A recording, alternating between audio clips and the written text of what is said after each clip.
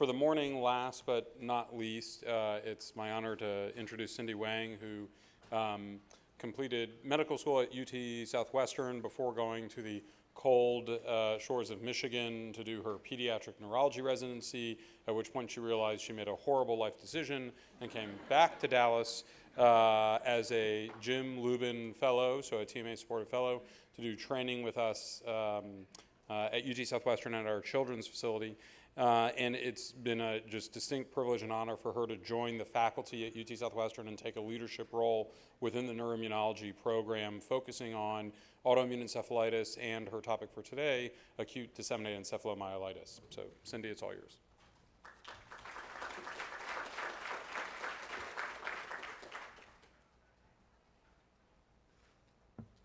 All right. Thanks for that very nice introduction, Dr. Greenberg. Let's see, do I just click? Okay, so I'm distinctly aware that I'm what's keeping you from your lunch, so I'll try to make this quick. And thankfully a lot of my colleagues, they have given really good introductions. I don't have to belabor some of the points that overlap a lot. So my only disclosure is I had the benefit of being supported by the Lubin Fellowship, and that's really why I'm here and doing the job that I love. So thank you very much, Sandy. So what is ADEM? To put in more simple terms, it is a sudden widespread inflammation of the brain and spinal cord. As you can imagine, this can lead to a lot of myelin injury, lead to the brain not working like it's supposed to, and this can look like a number of symptoms, including confusion, lethargy, sleepiness. A quick historical perspective on ADEM, it has been described as far as 2 centuries back. Usually in the setting of an infectious illness before the ADEM, neurological symptoms. There have been similar accounts with things like smallpox, rabies vaccines. And in the early days, the mortality from this condition was quite high. And even if a person didn't succumb to the illness, their level of neurological disability was quite high. Thankfully, with more modern immunization programs that have prevented vaccine preventable diseases, and with better vaccine design, we've been able to see relative decreases in ADEM incidence. So the epidemiology of this condition is similar to some of the other conditions, a handful in 1 million children per year. The distinguishing features with ADEM is that these are young children, ages 4 to 8 is sort of the average. There's a pretty equal spread between males and females, maybe a slight edge for the males. And then it's more common in the times of year that people tend to get more sick. So winter months, and also places further from the equator that are probably colder. And there may be a function of vitamin D and vitamin D deficiency in that risk factor too. About half the time, there's a preceding illness. So the biggest question with all of our conditions is, why? If we understood why, then we can get a lot smarter in developing better treatments for these conditions. The reigning hypothesis within ADEM and several of these other conditions is that our body's immune system is there to fight off microbes, bacteria, viruses. They have all the incentive in the world to try to disguise themselves so that they do not get detected.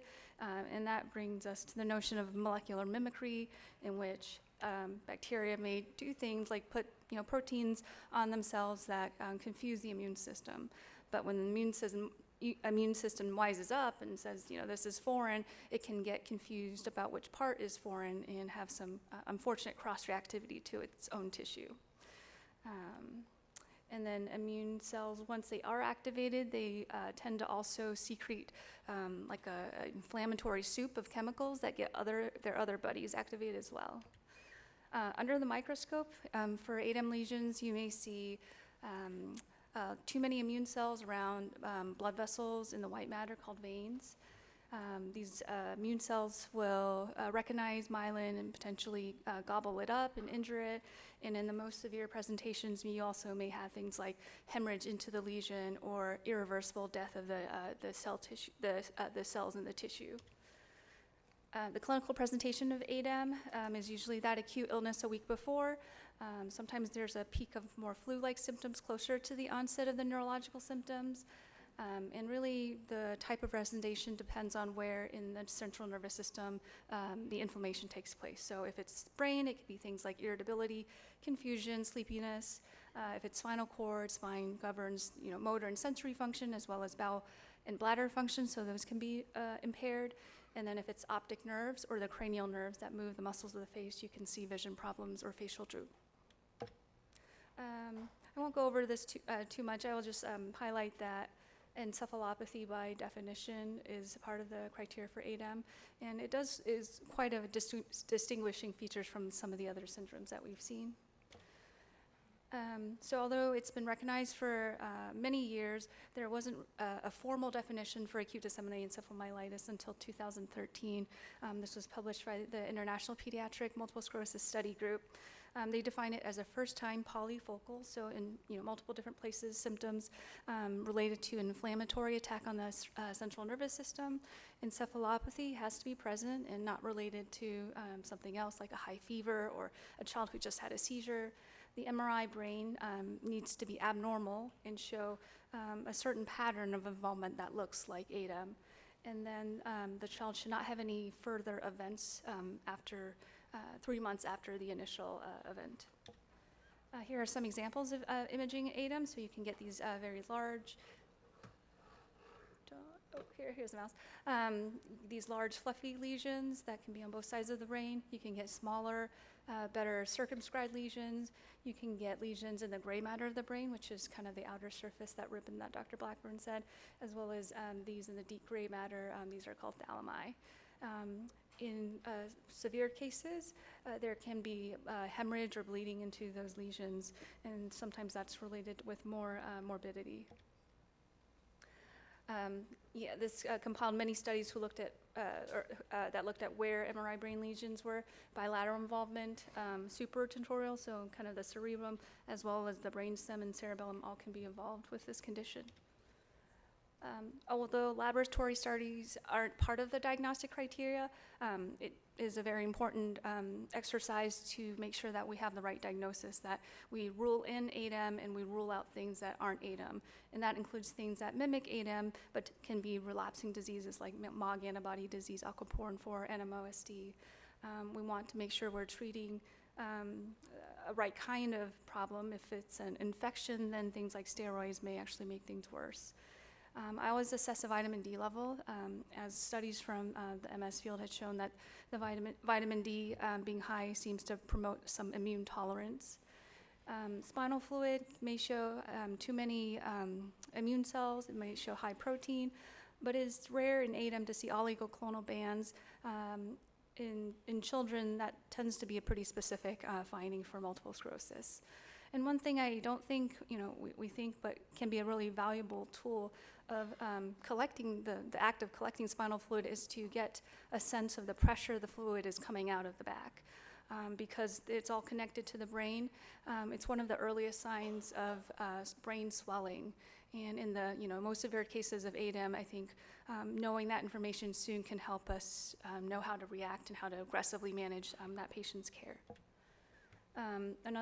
Some other additional studies in EEG, if there are seizures or the patient is not waking up and may have subtle or subclinical seizures, we want to rule out any mimics and expand this workup as we need based on how much of it makes sense with ADEM. Acute treatment, I think other people have talked about this. None of these are based on randomized controlled trials. They're all just really smart people who see a lot of these patients and write papers. But that's generally what we do in our community, starting with high-dose intravenous steroids.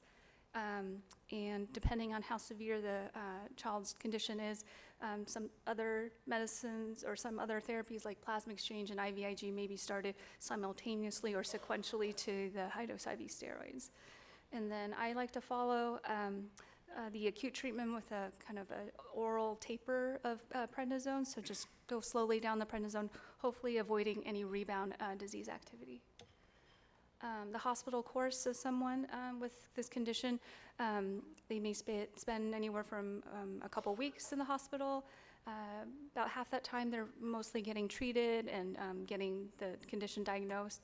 Half the time may be spent with getting therapies and rehabilitation. About a fourth of these patients may need ICU level care, mostly having to do with breathing and sometimes treating increased brain swelling. So in general, the prognosis for ADEM is good. There is a certain, very significant percentage of people who do not do well.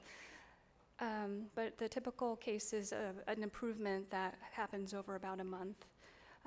I check MRIs. I repeat the MRI brain at 3 to 4 months just to see if those lesions that we saw before are gone. That would make it consistent with ADEM. And also that gives us an opportunity to use that image to compare to future MRIs. Because as we learned, which I'll go over if it's true or not, but ADEM is a monophasic disease. So the cognitive recovery may be more protracted, and since some of these kids are so young, we may not be knowing how well they can do academically until they get older. And there have been studies that have shown that even with a monophasic ADEM, the brain growth is not the same rate as children who have not had this condition. There are some cases that are relapsing, and then sometimes epilepsy is common, and this is more restricted to the MOG-positive patients. This just tells us, half to 90% really have a complete recovery, So I wanted to shift gears and use the second half of my talk to talk about, some misconceptions or some things that I've learned along the way about ADEM that really haven't turned out to be, accurate or the full story.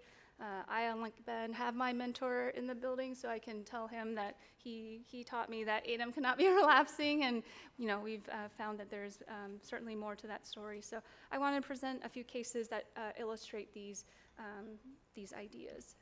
So even built into the ADEM classification, there was this other entity of multiphasic ADEM, in which somebody could have another episode that satisfied ADEM criteria. But they did limit it at that. If there's another third event, then really this does not look like a picture suggestive of ADEM. In some cases, and I'm sorry, these are small, but you see up to 23% may have a multiphasic ADEM. Sometimes it's ADEM followed by optic neuritis in about less than 10%, and sometimes they will go on to have more of a multiple sclerosis-like course. So this is a patient I wanted to present. He initially came into our care at age 5. He had a pretty typical presentation for ADEM: sleepiness, irritability, difficulty walking, and he had a brain MRI that was very consistent with ADEM. Thankfully, he did very well with IV steroids, had a significant improvement in his level of alertness, and returned to near normal motor function. And then a decade later, he develops this episode of eye pain, blurry vision, and is diagnosed with optic neuritis. Thankfully, again, his symptoms really responded well to IV steroids, and largely his visual function returned to baseline, but he did struggle a little bit with color recognition and low contrast vision. Oh, and sorry, the last thing is he was positive for MOG antibodies. So it's really going to be hard to separate the new things that have emerged within the field of ADEM without talking about MOG, but I'm glad that Dr. Blackburn kind of shared a different side of it. It's a protein that is on that's on myelin. It generally matures more late than other components of myelin. These syndromes tend to be distinct entities from multiple sclerosis and neuromyelitis optica, but they may overlap significantly in how they look at presentation. This is a UK cohort of both adults and pediatric patients, and you'll see that in general, the people who have optic neuritis as a part of their presentation have a higher rate of relapses down here versus just a isolated longitudinally extensive TM or even short TM. Those are lower.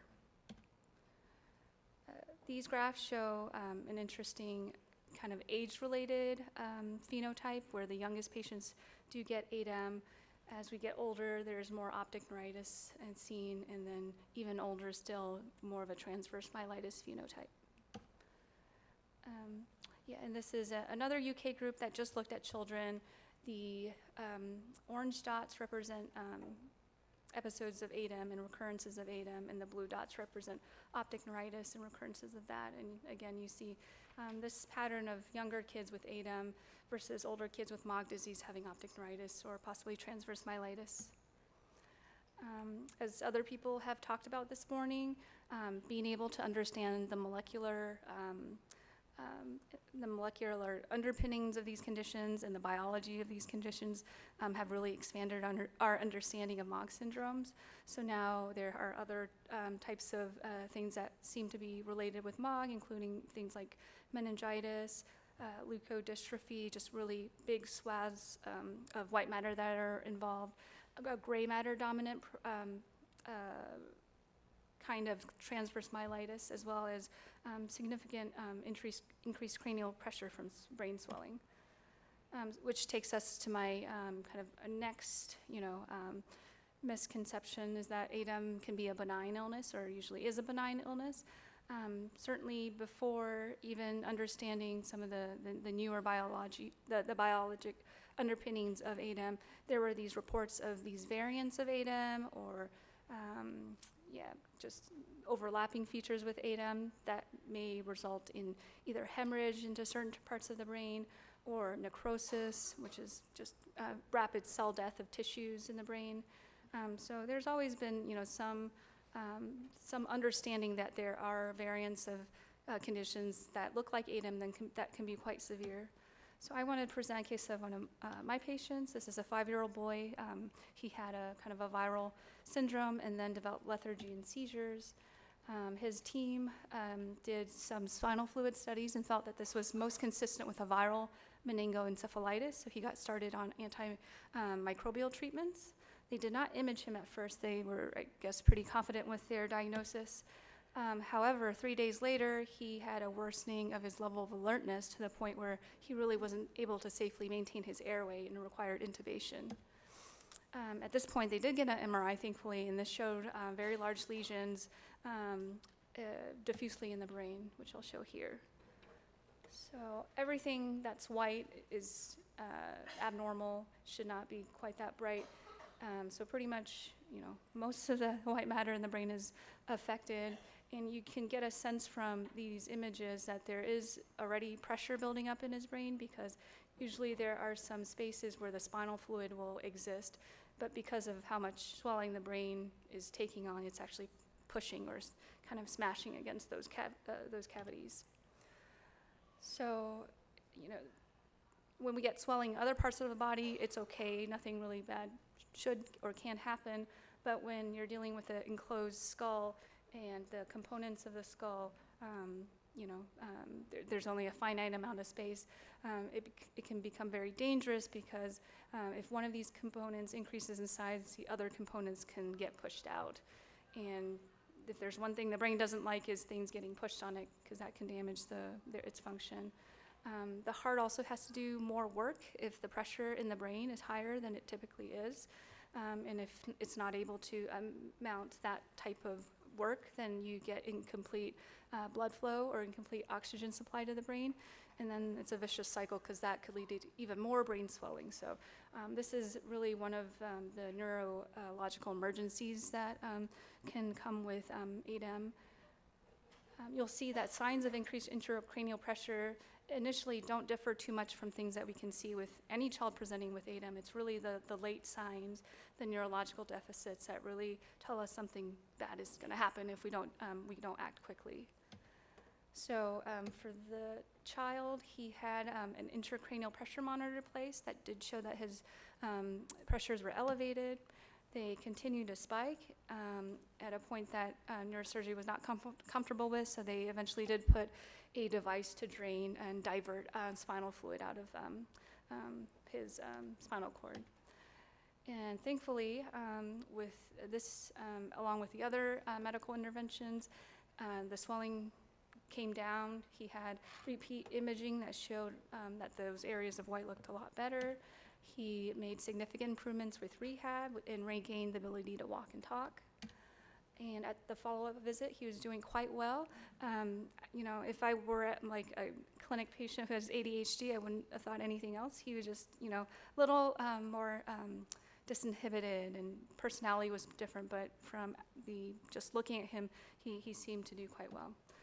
But I think that raises the important issue that, if we don't ask the right questions about how the child is cognitively functioning, how they are doing in terms of fatigue and mood, then we may not be able to capture this really important part of quality of life for children and for adults.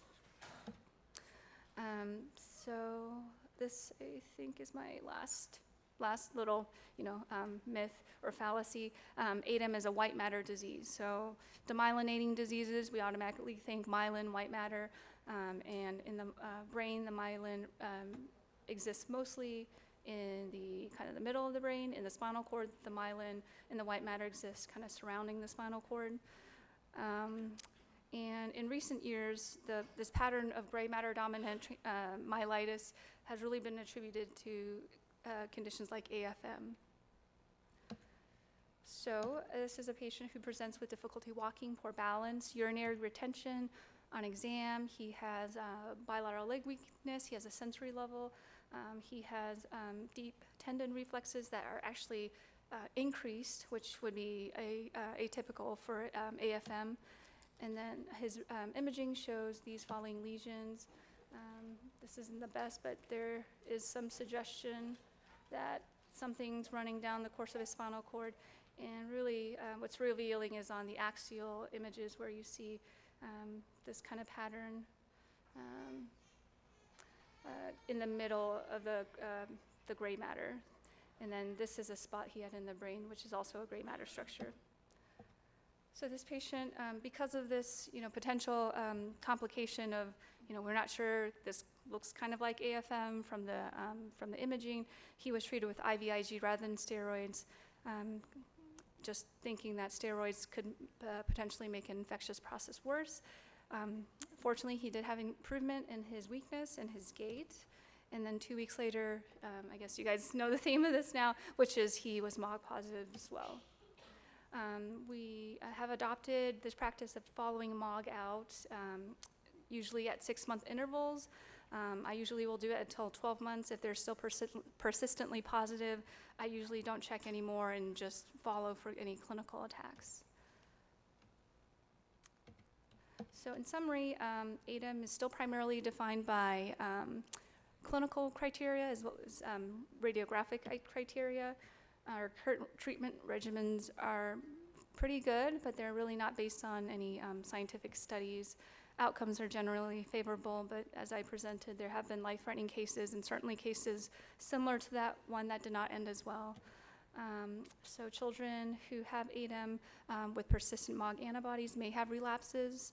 And then with this identification of this MOG antibody, it's really allowed us to define a greater spectrum of conditions that fit under this one disease. In terms of future directions, I think it's important to study not only MOG positive patients, but also MOG negative ADEM patients to see, do they all have one condition, or is it also a multitude of other things, and how can we best manage those patients? Understand the impact of acute treatment, not only on the outcomes, but on the relapse risks. Is there a role to treat aggressively with prednisone or immunosuppression after a MOG positive patient so that they don't persistently have MOG positivity? And then develop biomarkers that predict the severity of the exacerbation and to monitor disease over time. And then for the patients who do have MOG positive disease and do have relapses, are there therapies that would be best targeted for them and not something we're just borrowing from another condition like NMO? So with that, I'll conclude there and happy to take any questions.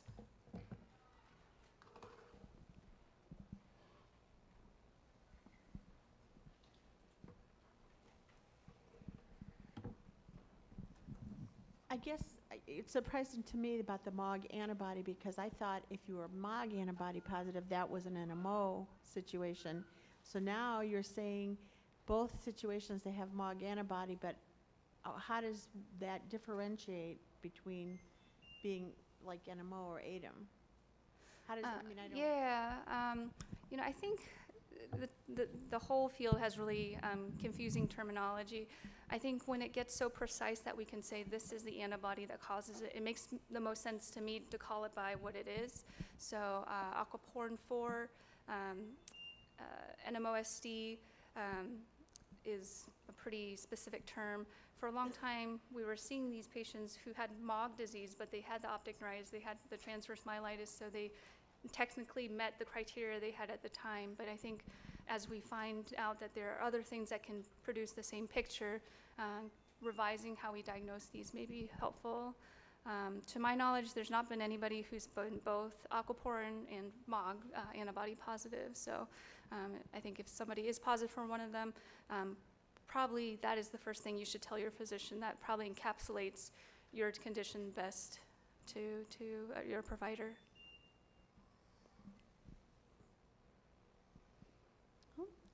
If no other questions, I think we're ready to break for lunch. So you made it halfway through.